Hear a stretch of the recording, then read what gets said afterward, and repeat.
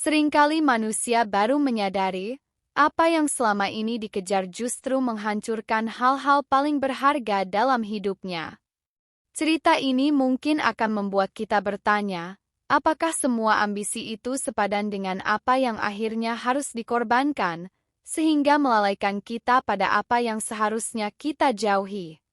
Ini adalah kisah tentang Gilang, seorang mandor proyek sukses, yang dulunya dipuja banyak orang, namun akhirnya harus duduk sendirian, kehilangan keluarga, dan kehilangan tujuan. Jika Anda menyukai cerita-cerita seru seperti ini, jangan ragu untuk dukung terus channel ini.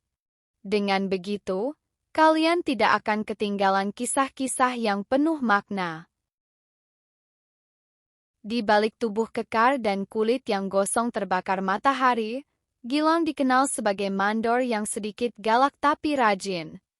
Suaranya kerap menggelegar, bukan untuk gaya-gayaan, tapi karena dia tahu kalau dia lemah, anak buahnya bisa kerja semaunya sendiri.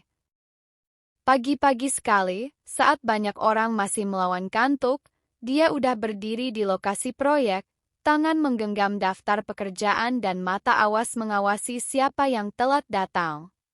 Gilang bukan orang yang pintar bicara, tapi dia bisa diandalkan. Bisa dibilang kasar, namun dia tidak pernah main curang. Tiap kali proyek beres tepat waktu, namanya dipuji-puji bosnya. Walau begitu, bayaran tetap biasa aja, karena dia bukan kontraktor. Dia hanya mandor.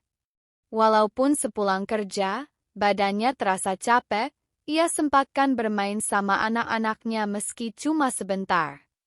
Kadang menemani istri belanja ke warung, kadang cuma duduk diam sambil memijat kakinya yang terasa linu.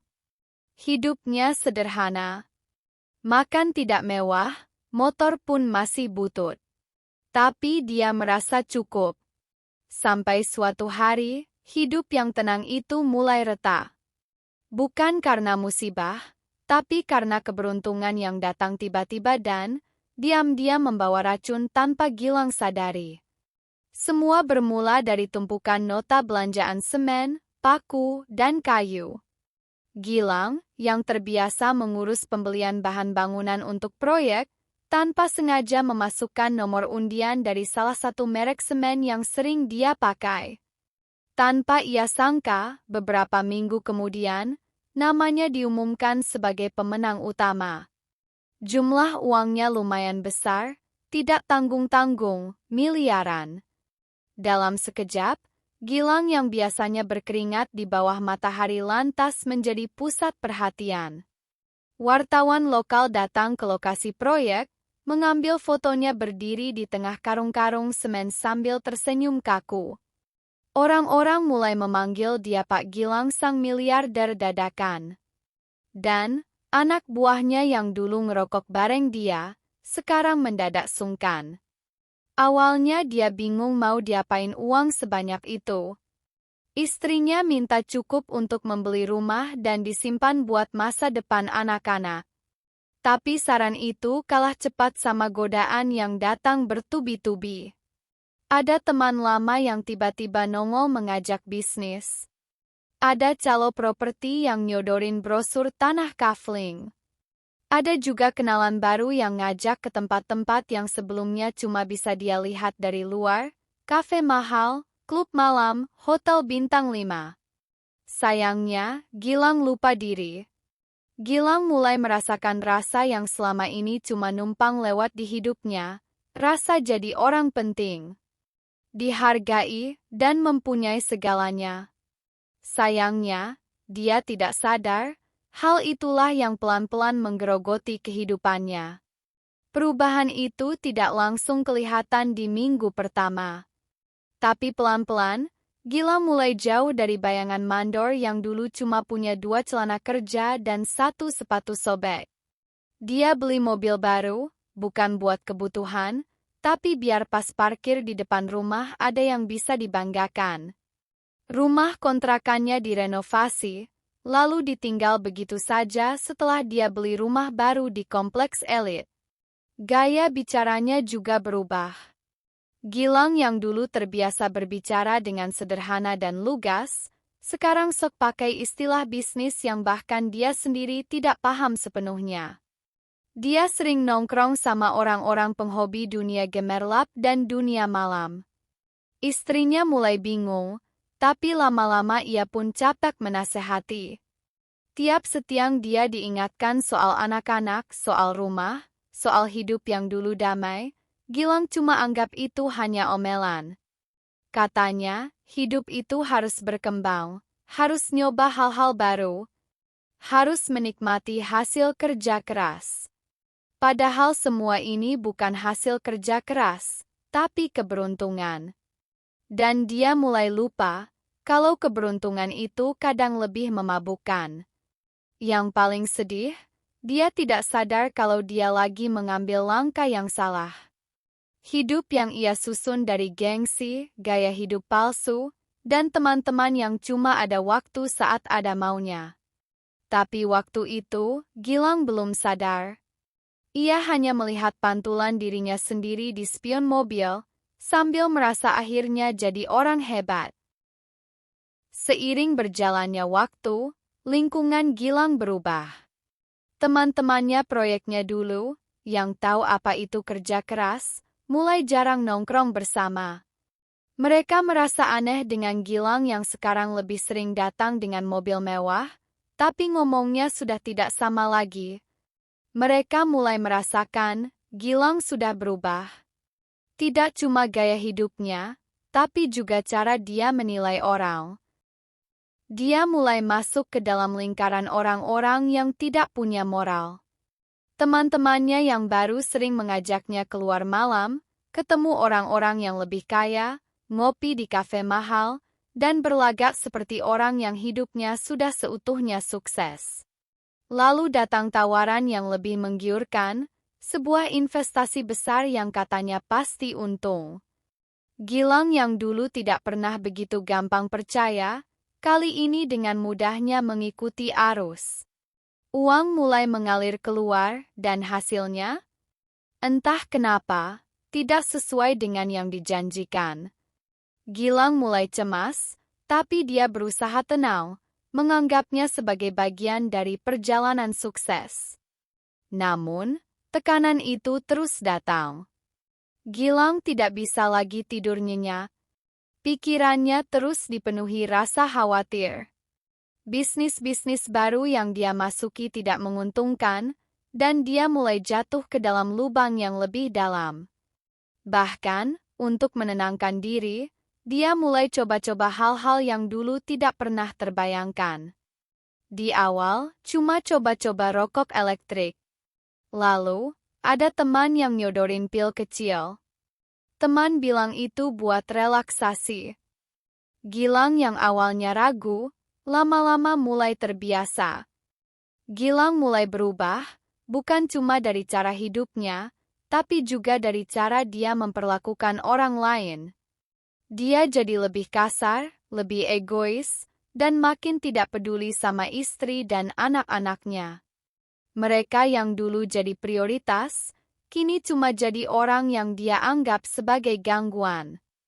Uang dan gengsi sudah jadi tujuan hidup yang lebih penting daripada orang-orang yang dulu dia sayangi. Malam itu, Gilang pulang lebih larut dari biasanya. Tangan kirinya menggenggam segelas botol yang hampir kosong, sementara tangan kanannya memegang setumpuk berkas. Wajahnya terlihat lelah, matanya sedikit cekung, namun ia berusaha tetap terlihat baik-baik saja. Setiap langkah terasa berat, seakan tubuhnya sudah tidak lagi kuat menahan beban hidup. Di rumah, istrinya sudah menunggu di pintu dengan tatapan kosong. Ada kekhawatiran di matanya, namun Gilang hanya menghindari pandangannya. Istrinya mencoba berbicara, menanyakan tentang hubungan mereka yang semakin renggang, tentang perasaan yang semakin hilang di antara mereka. Namun, Gilang hanya menggelengkan kepala dan menjawab dengan nada datar, menyarankan istrinya untuk tidur lebih dulu, dan menyepakati untuk membicarakan hal itu keesokan hari. Namun, di dalam hatinya, ia tahu sudah terlambat. Kata-kata istrinya yang sempat mengganggu pikirannya sebelumnya kini seolah hilang begitu saja, tertimbun rasa lelah yang tak pernah usai. Masalah keuangan mulai datang satu persatu. Investasi yang ia pilih ternyata berisiko, dan semuanya mulai hancur. Gilang merasa terjebak, ia dililit hutang yang tidak pernah ia duga sebelumnya. Hasilnya tak sesuai harapan, dan dalam setiap percakapan tentang bisnis, ia hanya bisa tersenyum kaku, berusaha menyembunyikan rasa cemas yang semakin menggerogoti. Seiring tekanan semakin berat, pelarian pun datang. Obat-obatan terlarang mulai ia coba. Gilang mulai mencari cara untuk melupakan kenyataan. Namun, pelarian itu justru memperburuk keadaan. Ia merasa semakin hilang kendali atas hidupnya. Hari-hari berlalu, kehidupan Gilang pun akhirnya hancur. Bisnis yang katanya menguntungkan justru membuatnya bangkrut tanpa sisa uang. Dengan tanggungan hutang yang mulai menggunung dan gaya hidup gemerlapnya yang tak bisa ia tinggalkan, akhirnya sang istri meninggalkan dan membawa anak-anaknya pergi. Gilang hanya bisa berdiri di depan pintu yang tertutup. Tidak ada yang bisa ia lakukan. Semua yang dia banggakan, semua yang dia perjuangkan, kini tinggal kenangan yang terlupakan. Hatinya terasa kosong, seakan ada bagian dari dirinya yang telah hilang. Di luar, hujan mulai turun, membasahi jalanan yang sepi. Gilang duduk di bangku depan rumah yang kini terasa semakin sunyi. Tangan yang dulu penuh kekuatan kini menggenggam botol kosong, dan pikirannya terbenam dalam penyesalan yang semakin dalam.